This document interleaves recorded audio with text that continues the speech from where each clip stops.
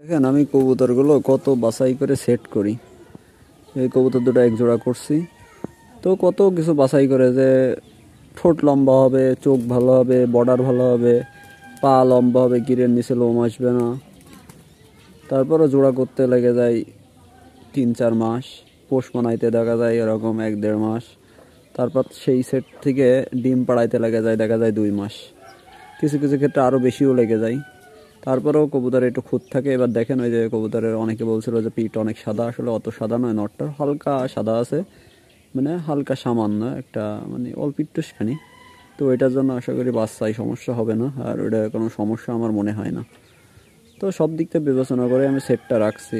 আমি মানে কবুতরগুলো সেট মিলাই বা সব কিছু অনেক ভেবে চিন্তাই করি। তো আপনারা এইগুলো দেখলেই বুঝতে পারবেন।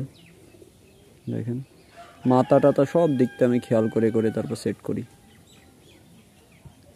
আর কালেক্ট করা যে কত কঠিন, যারা কালেক্ট করে তারা জানে।